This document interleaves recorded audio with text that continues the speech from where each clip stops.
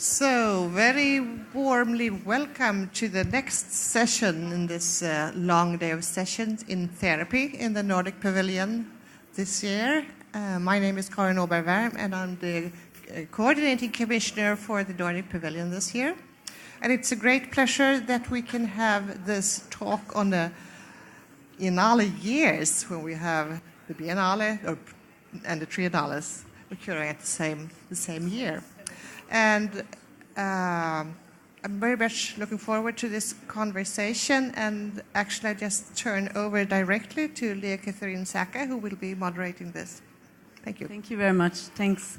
So, hi, everybody. Thanks for coming in such a busy day. So, I'm Léa-Catherine Szacka, and I organized this event with my colleague Rute, who's at the end of Rute Figueiredo.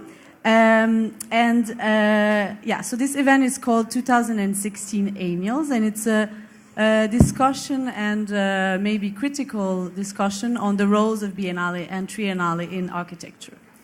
So I'll just give a brief introduction.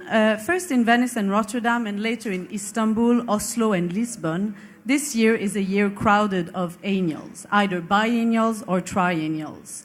One in which Europe will be bound within a continuous interval or a geography of temporary territories. These large-scale events will expose the world of architecture to different topics, the social and political role of architecture, migration, transit, and new forms of belonging, and the form of form, just to name a few. Since the early 2000s, art historians, so this is not a new discussion, of course this discussion have happened in art before, because since the early 2000s, art historians and curators have discussed what they call the biennial syndrome. The rise of biennials or other periodic international exhibitions in the arts since the 1980s, something that, it has been argued, decentralize art and create multiple art systems. Yet it seems like this syndrome has also infected architecture now. And what is this all about? And how can we construct a reflection on and around this topic and this phenomenon and the communication system that sustains it? It was precisely here in the Giardini that the prima Mostra Internazionale della Città di Venezia, the first Venice Art Biennale, was born in 1895. Obviously, as you know, followed in the 20th century an incredible multiplication of those festivals, which continue to grow now in the 21st century. If the phenomenon has been long discussed in the art, as I said, it still needs to be looked at in architecture. And especially in the intertwining of these events and the city that hosts them. Now, how many Biennales and Triennales of architecture are happening around the world today? Milan in the 1930s picked up on Venice and organized a Triennale focusing on design, architecture, and the city. Then in 1979, the Venice Biennale, after the uprisings of 1968, decided to create in 1979 a sector solely dedicated to architecture, and that's what this Biennale, the 15th edition, is coming from. So followed Sao Paulo, Quito, Oslo, Rotterdam, Shenzhen, Lisbon, Moscow, Istanbul, and the very last, Chicago. They continue to appear as we speak, and they are expanding in all directions, reinventing and redefining restlessly the role of architecture and the notion of event in relation to architecture. The conversation we're about to have today was originated from the conversation between Rute and I. We are both doing research on especially the Venice Biennale, and we thought of having 3 conversations. So this is the first one. The second one will happen in Oslo on the 10th of October in occasion of the opening of the Oslo Architecture Triennale. Then the third and last one will happen on the 11th of December for the finissage of the Lisbon Architecture Triennale. Sorry, so 10th of September is Oslo and 11th of December is is Lisbon. Thank you. I have people from these institutions here to correct me. So the next thing I wanted to say is thanks to these institutions, so the Oslo Architecture Triennale and the Lisbon Architecture Triennale, and also especially the Oslo School of Architecture and Design, who has made this event possible. And thanks to James and David, curator and co-curator of the Pavilion, for hosting this event today. So the structure of the event today, today we've invited 3 curators of museums that have a permanent and temporary exhibition, but also constitute a collection. So they are not actually involved in biennials and triennials, but we thought it was interesting to question these people on the role of biennials and triennials in respect to other more conventional architecture exhibition, and how maybe these institutions can also work together. So we have Pippo Ciora, we're supposed to have Pippo Ciora, sorry, who is unfortunately probably busy with being in the jury of the Biennale, but maybe as I know him, he might appear at some point in the middle of the discussion. Martino Stierli and Abdelkader Damani. So Martino Stierli from the MoMA and Abdelkader from the Frac Centre Orléans. So they are operating from Rome, New York, and Orléans, some for many years already, and others more recently. And it will be interesting to see what they think about the question. In Oslo, just to be very brief, because you have all the information on the leaflet, but in Oslo we will focus a little bit more on the role of Biennale and Triennale in relation to the city that hosts them, and how sometimes peripheral cities can play a role in the conversation of architecture because they host a Triennale or Biennale. And finally, in Lisbon, we will invite especially curators of Biennales and Triennale, the curator of the forthcoming Oslo Architecture Triennale, After Belonging Agency, Beatrice Colomina and Mark Wigley, who curate the next Istanbul a design biennial, and also Andres Tavares, who's the curator of the next Lisbon Triennale. And we will really think about what is the role of these chief curator, and how can they create a platform for conversation in these biennials and triennials. So I will now let the speech to Rute to continue. Thank you, Léa-Catherine, for your words. And I would like to welcome all the participants and the audience for this first round table. And the limited time we have, I will keep my introduction very short. And I would like to share with you a couple of words and thoughts about this project. And also I would like to briefly introduce our guests. This round table is an essay in the broadest sense of the word. It's an attempt among many other possible ones to reflect about the large-scale international exhibitions and to capture the timely moment for such needed reflection on architecture field. And the title, 2016 Ennials, works as an engine, a kind of mechanism for thinking. It already announces the effort to fix an expression that could synthesize the time-space compression of these 5 unrelated but this year chronological coincident architecture perennial exhibitions. And the repetition suggested by this neologism, Ennials, goes beyond the cyclical sequence of these events and announces the idea of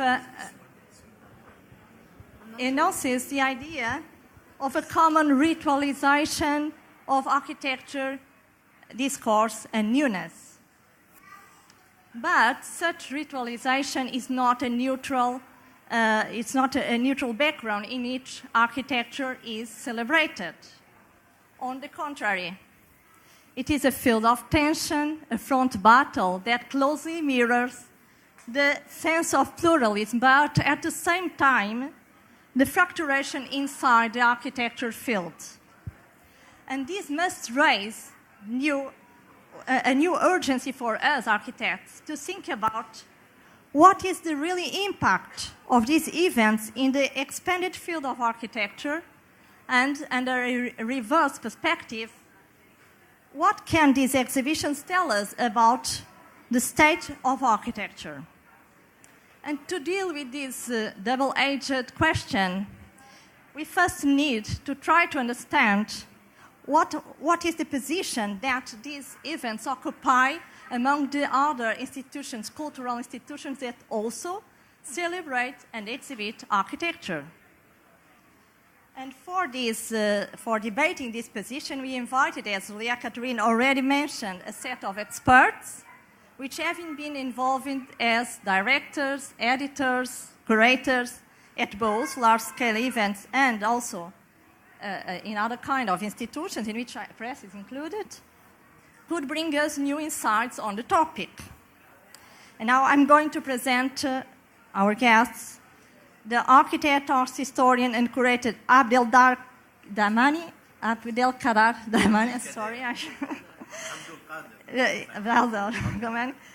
recently director of the Frac Centre Vin de Loire.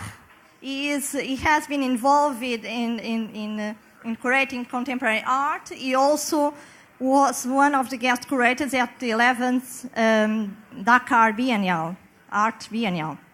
David Basulto and James Taylor Forster are our authors and curator and assistant curator of the Nordic Pavilion.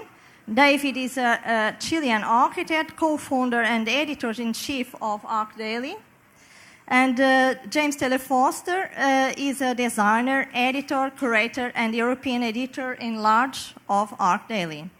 The art historian Martino Stierli is since 2015 the Philip Johnson Chief Curator of Architecture and Design at the Museum of Modern Art in New York. He has written extensively on architecture and media. And finally, we have, well, we don't know if we have Pippo Chioggia. He is a full professor at the University of Camerino, and he is the senior curator of architecture at Rome's Maxi Museum. And coming from different points of departure, our aim in gathering together these guests, these speakers, was precisely to cross perspectives. And I would like to suggest the first topic for starting our conversation. The Biennale is basically an unstable institution, as Carlos Basulto remarks, whose identity can perhaps be best defined in contrast with the more established and symbolically heavy institution of the museum. It stated that, and I am quoting, the configuration of interests at the core of institutions like biennials clearly differs from that which gave rise to the institutional circuit traditionally linked to modernity, museums, criticism, and galleries, end quote. While the museum has been considered a place for classification, canonization, preservation, the biennales are commonly associated to experimentalism, risk, and inquiry. However, recently, we can clearly or easily identify a reverse perspective. Biennials become places for identity consecration and for the construction of new conventions, and museums also have been performing the functions of experimentalism and risk. And taking into account your expertise and knowledge, what is your perception about such assumption? Whether there are important differences between the annuals as transitory events for collective display on a global scale and the more established and permanent institutions of museums. And I would like to... Does this work? Yeah. So maybe, I don't know if one of you wants to start. Abdelkader? Don't fight. Well, thank you very much for the invitation. Thank you also for this question. I don't know if I'm going to be able to answer, but I have one remark, and after I'm going to try to answer to this question. My remark is what you are calling the phenomenon of architectural biennial and triennial is not that phenomenal. in the art world, we have more than 100 biennial. The architecture between triennials and biennials, there is what, 10 or 15, 20. So it's a small, small thing. So it's still not a real phenomenon, and I don't think we can talk about biennial syndrome when we talk about architecture. But we have to think about where is the relation between these events and these biennials and triennials, and the relation they have with the economic crisis, the city crisis, the migration crisis. So perhaps the answer is here. The phenomenon is more linked to the situation of the world and not just about architecture. Now the difference between an institution with a collection and a biennial, it's hard for me to answer because the institution I'm directing is linked to a biennial, a festival of architecture. From 1999, we organized in Orléans at the Frac Centre a festival named Archilab. So in the same time, you have a collection, so you have to build a collection to write this history of art, of architecture. And every year, every 2 years, sometimes every 3 years, but this is due to the money, so to the economic possibilities, we organize this event. But why we were organizing this event? And why are we going to continue about that? This is related to the identity of the collection and the identity of the institution. It's a collection about radical architecture, experimental architecture, and prospective architecture. So perhaps exactly what the triennials and the biennials have to do. But in Orléans, we have an institution for this. So a permanent institution exactly just for that. And the Archilab was organized and will continue to be organized to rethink what means radicality now, to think what means experimentation and what means perspective. And do we have... but the problem with this combination we have in Orléans, this is that our institution can't look to other ways. So our events are organized just to discuss the collection. This is a problem, and this is what I'm trying to resolve in the next years. We are thinking about building a new event, what we are going to name just simply La Biennale d'Architecture. After all, why trying to have a new name? There is one name, very easy. And the question of La Biennale d'Architecture will be exactly how to rethink these words in the collection, but with the real configuration, the new configuration of the global world. Now there is no distance. Now we are living in sort of a proximity. So how can we continue to build and to write a history of architecture? If I'm writing this history of architecture from India, what means radical architecture in Italy? What means experimental and prospective architecture during the 60s and the 70s? This is what we are going to reconsider. So this will be a biennial to rethink history and of architecture and not to think a permanent new generation. I don't believe anymore in new generations. I really don't believe. I think we should forget this. We are all the time running after something new. Do we really all the time need new things? We have to discuss about that. Sorry. So.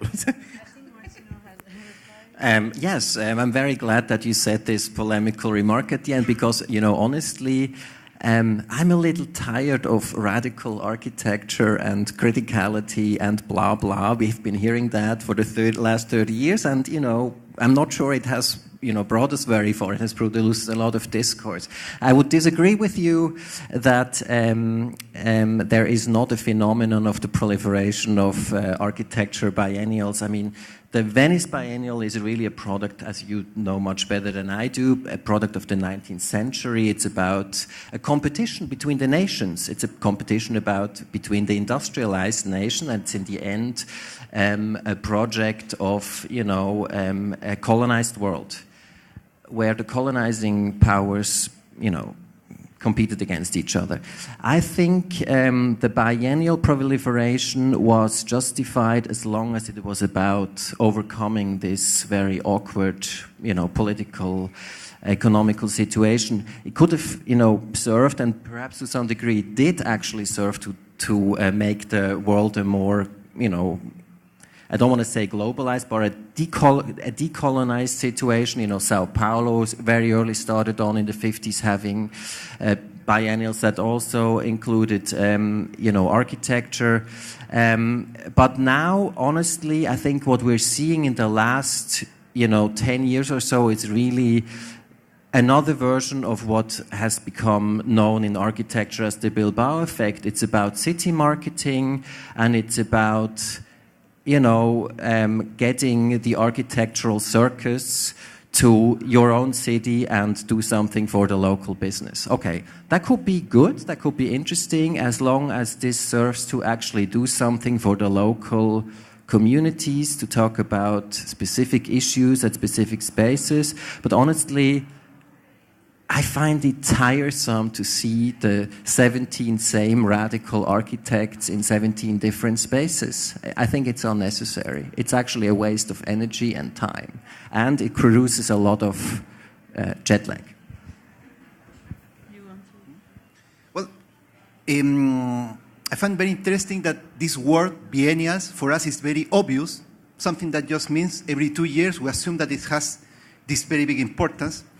And it's interesting to see how they have evolved to conduct the conversation, because many years ago it was an instant in which people would get together every 2 years to show things that they have done or discovered during that time. It was like a proto-internet, because in the age of the internet this started to be challenged, because everyone has access to what has happened in the last years. So therefore, it's not longer an exhibit of like this chronology. And this was a very interesting conversation that I had with Alejandro, because now the Venice Biennale has this challenge. It is no longer a place where you will show things, but rather pushes the curators to produce new things that will synthesize this chronology. And also in the age of the excess of information, something that is becoming highly important, it is the role of the curator. But not just the curator as we know it, like ourselves. And you start to see it appearing more outside of our field. Think about successful platforms such as Pinterest, that at the end it is a crowdsource of curators in which the most popular content comes from the people who are the better, who can make the best picks of this tremendous amount of information. Today we are seeing that the role of the curator is becoming highly, highly important in that regard. And I think that in this Biennale in particular, where Alejandro is asking that actually the curators help bring into the light important questions that architecture address, makes our work very, very important. So I will always try to think about the importance of the biennials and also the role of the curators into this. I think it's a fundamentally interesting question that's raised between this idea of the collections of museums and biennials, because obviously we have a difference of pace. And I've been lucky enough to spend the last 4 weeks watching the Giardini especially transform into what we see it today. And actually, it surprised me at the pace at which objects arrived and the pace at which objects would also leave this city. And the point that you raised about the position of the Venice Biennale within the city, I think, is increasingly less obvious. And I think that ultimately, this is the great success of biennials. But at the same time, this kind of conflation of ideas, this mix of people, is creating a rather stagnant situation. And I think that interestingly, if you're kind of immersed in the sphere of architecture, if you're part of it, it becomes quite a claustrophobic moment. And I actually wonder precisely what is new. What is new? And as you walk around this Biennale, if I'm going to be perfectly honest and critical, there is nothing necessarily new. But at the same time, I wonder whether that's necessarily a bad thing. But I think that, David had a good point.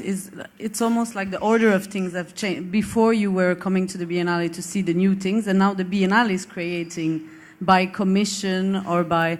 And another thing that I would like to ask you about is, in continuing this discussion, is the role of research in biennials. I think that Rem Koolhaas in 2014 very strongly suggests the role of biennials or the Venice Biennale as a platform for research. And it is also raising the question of how do we exhibit not only architecture that is already complicated, but how do we exhibit research? And are biennials and triennials, are they supposed to produce new knowledge, research? And so I'd like to hear your thoughts about that. Maybe Martino? Can I add a little thing? It's the fastness, the rhythm of these events compatible with the time needed for the production of knowledge and for the production of criticism. What is your opinion about that? It is to produce a new knowledge. It's something that requires time, or do you think these fastness events could be also places for producing this kind of knowledge and criticism? In my opinion, research is another one of those very overused concepts in architectural discourse. It became increasingly impossible not to declare everything as research. And, generally I'm very sympathetic to this idea. I'm a scholar, I do research. I think there is a confusion in some parts of the architecture world, and there was certainly a confusion in a considerable part in the last iteration of the Venice Biennale about fundamentals, and the confusion was about research as data collecting. Data collecting is not research. That's basically, the fundamentals of then doing research. Research means analyzing data critically. And, that I feel has sometimes been a bit lost. I very much think architecture can be a medium, if you want to say, to produce knowledge. I'm not necessarily sure big data is the most relevant, important way to do it. I think architecture has its own ways of producing knowledge through, for example, spatial research or spatial experimentation. I'm, repeating these things that I'm polemicizing again. But anyway, and I do think, this year's iteration does have something new. What I found a lot of new interest in the performance of materials, a genuine sort of interest in the haptic in a way. Sometimes obviously to the point where it becomes a little, connoisseur-like, but I do actually appreciate that, going back to these sort of the material essentials and understanding that material culture is a very strong source of knowledge that has been probably underestimated in recent years. And so that's actually what I take from this iteration. Well, about this question of research and producing knowledge, I totally agree with you. But I want just to ask something. What is the real dream of a curator in doing a biennial? The real dream we have as a curator. What is our big dream? Our big dream when we are trying to organize an exhibition is to show something that is unknown or more interesting, unnamed, so without a name, so something that we are not able to name and to explain. This is the real dream of big exhibitions. that structured our history of art. So you came in, but how many exhibitions around the world now in Biennials and Triennials are going through this issue? I think the problem with the biennial is that the biennials wants to be as the big institutions. And I think we have to be more free. So let the institution do the research, write the history, and focus in biennials for something else. That in a biennial, you can link together things that an institution is not able to do. You can experiment what an institution can't do, and you can showcase what an institution will refuse to showcase. This is what is important for me when I'm in a biennial. But if in a biennial I find just the same way of showcasing things, the same way of doing exhibition, and the same words like research, etc., well, in 2 years, and in fact, you prepare just 1 year, we know how we do biennials. You can't do a very strong thing if you want to name as a real research. So, forget, from my point of view, the biennial are not the place for that. I'm sorry to be so. Just as a short addition, I think that one of the interesting comments that one of the commissioners of the Nordic Pavilion made last night was that preparing a pavilion is essentially like trying to create a brand new institution and moving it here and running it for 6 months. And the complexities involved in that are enormous. The costs involved in that are absolutely enormous. The logistics involved with that are absolutely enormous. And I think that ultimately we've been through a process. We've tried to create a pavilion an installation which really interacts with the Giardini, actually, as a kind of statement about what the kind of boundary of a pavilion really should be.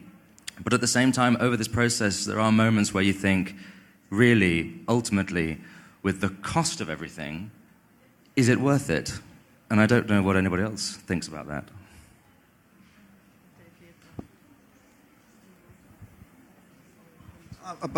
To continue about research and the role of the biennial, for sure that if it doesn't lead to something concrete, you will think that research was not worth it, but also research is part of an exercise, like before running the race. And the past architecture biennial had something very interesting in terms of research, because Kuhl has, like, in a way, crowdsourced like the final chapter of research on modernism. He was able to congregate all the countries to think about this, like in the final lab, to like close this chapter. Perhaps it wasn't translated into something very concrete, but in a way created archives or provided the instance to create these archives that didn't exist before. So in a way, there you saw a concrete result as an effect of the biennial. Thank you. Maybe we're going to open up to questions from or comments from the audience. Is there any? Yes? Is this working? You need the microphone.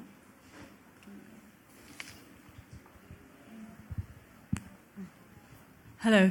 I'm Francesco Ferguson and based in Berlin, and I want to sort of counter these points about the tired sort of the assumption that the Biennale is a sort of tired format, because I think in the context of this Biennale and the notion of social and civic responsibility of the architect, looking at the Biennale in any city as an instrument, a political and social instrument, I think if it's embedded in the city and with the city and the politics of the city, it's something that can be very well used as an instrument to reform something which is fundamentally missing on the level of urban planning in many cities and in property investor politics, which is to reform a sense of a social contract between the architect, the planner, institutions that represent that discourse, and the citizens who should, in fact, be drawn to a biennale. It should be a duty of a curator to draw not only on the scene, but on the city itself. And I'm saying that as someone, because with many partners last year, we we founded an inaugural festival in Berlin called Make City. I mean, I don't know if many of you have heard of it. It was put up in a very short space of time. But it was the fundamental reason for doing it, and why architects paid to be part of it also in part, was because the city itself, with a big housing agenda, which means fast and cheap housing has to be built in a very short space of time, is not listening particularly to all those experimental architectural proposals for new housing, new forms of floor plans, mixed use, and all these things. The city government is not listening. And the Make City platform was to try and draw attention to a lot of innovative forms of building, and also civic initiatives who are protesting about things like the sale of public land to the highest bidder. So this was fundamentally very political. The fact that the city didn't immediately finance it, of course, happens when you start something like this. But I would say that the biennials that exist in cities and are embedded within it, like the Triennale in Lisbon, like Rotterdam, they should see themselves as very privileged and fortunate, because this social contract with the city can be reasserted and restated through this instrument, which is not just for the scene itself. It should be for the inhabitants of the city to see where they're at and what is possible in their environment, even with international input. Thank you. Who wants to? You wanted to say? Yes, I mean, I think we all agree. I mean, I think we also. I mean, I said I'm exhausted by this biennial crisis, but I also did say I think these things can make an impact if they are addressing local issues, and I think that's exactly, what you have in mind. I am concerned about the audience of these places. Actually, I mean, who here is not an architect or is not somehow related to architecture? And, in the end, it doesn't serve, all these good ideas that the people present here don't serve any if they don't communicate it to the people in power and to the to the larger audience. And maybe, actually, I also wanted to say, maybe there are also other media besides biennials that can do even a better job. I'm thinking of something like the Interbau, also think about, transforming ideas into more permanent, exactly. Yeah, I think it has always been a problem also for art biennial. I mean, in '68, the Venice Biennial was attacked for being too elitist, and it has always been a problem. I don't think the problem is solved. I don't think people that are not architects come to the Biennale so much. There's a lot of effort. I think an interesting way to do that is through education, for example, to link either schools or universities more to biennials and triennials.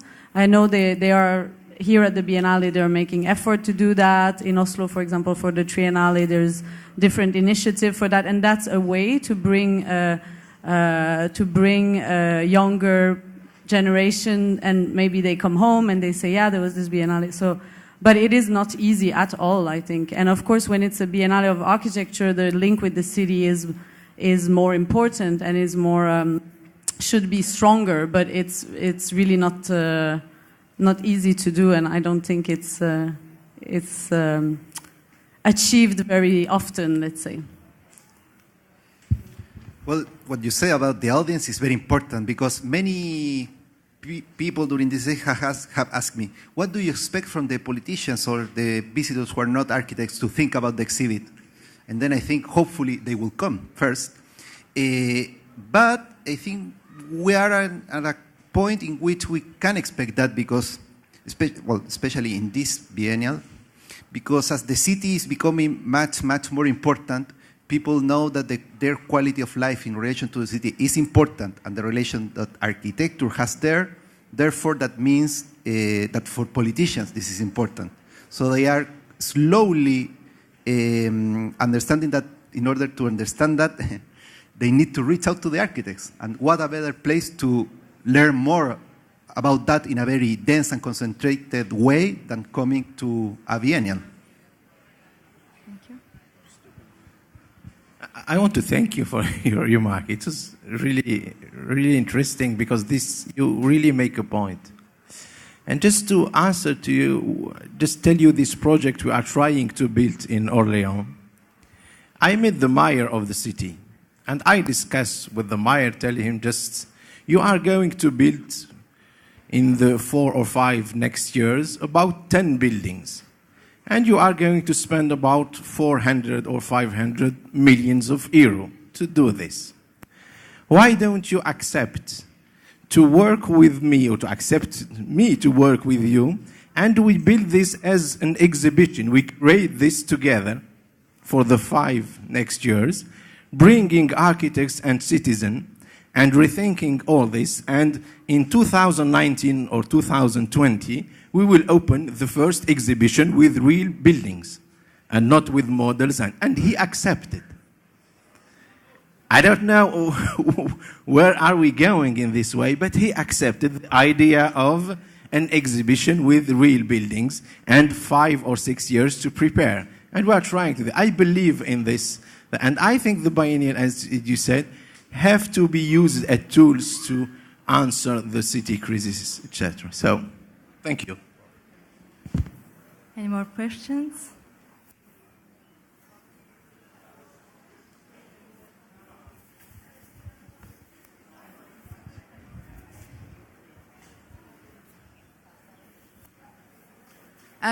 My name's Karen. I'm from Johannesburg, South Africa, and thank you very much for this very interesting discussion.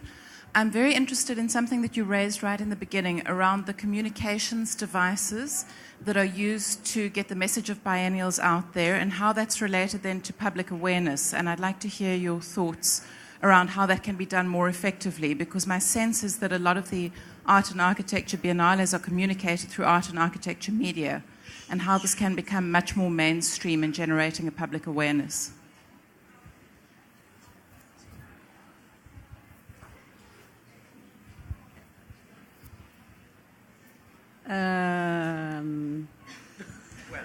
I don't think it's totally true, because I think that the daily newspaper are also covering these events.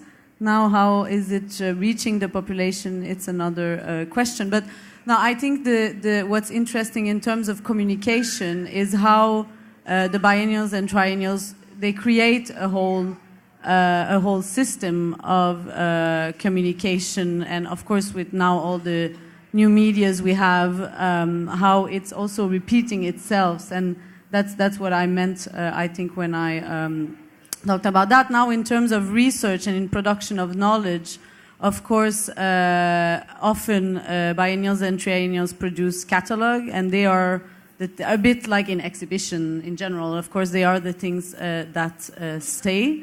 So I think that's another aspect of the communication system as well. Someone has. I don't think that we should underestimate the power of digital communication. This Biennale is the Biennale of Snapchat. I don't know if any of you know, but it's been an intense, there's been intense coverage through this kind of transient network of videos and images which, disappear after a day.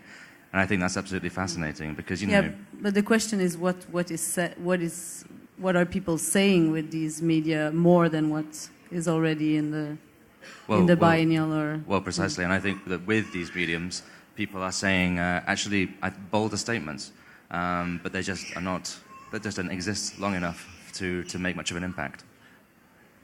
So they are even more temporary than the biennials. Absolutely. Triennials. I think we are on time. We have time for just last question, maybe. Do you think it's possible? Yeah. One more last question.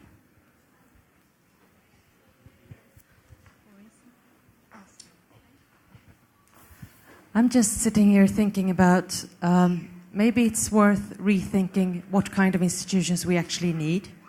I'm the director of the Public Art Agency in Sweden, and we work with urban development projects where artists are part of that. And in that way, we can reverse processes and we can experiment, and we can document how we do it and share the results. So it's a kind of practice-based development, and that's just one example.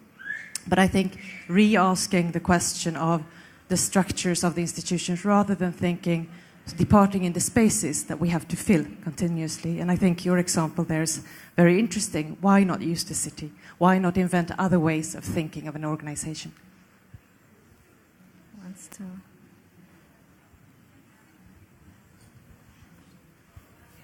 Someone wants to comment on that? No? Another, maybe if we have 2 more minutes, another thing that I think is quite interesting, maybe Martino, since you are in a, specifically, you're also in an art museum, you operate, architecture within an art museum, and it was also a lot of debates about the architecture gallery recently, etc. I was always puzzled by what's the interaction between the art and architecture biennale, and what's the role of each of them, because they were born.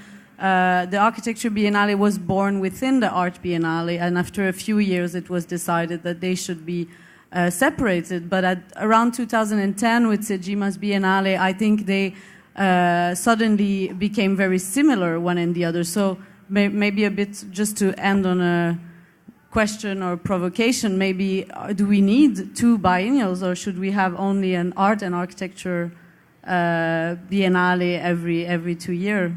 So, yeah, maybe. I mean, I can't say something without answering a question about MoMA, right? So it's a bit politically delicate. But, I think architecture is not art, and art is not architecture. I think the 2 things can be brought into a very interesting dialogue, and they can produce, something that is, somewhere in between. And I think in our generation, we are very much interested in this transdisciplinarity of things. So I think it's very much worth exploring that. And I think many spatial installations that we see around are going in that direction. At the same time, I think, these are autonomous disciplines, and they need their space to develop their autonomous discourses. And so I probably wouldn't go as far as abolishing the separation, but maybe more interaction would be helpful.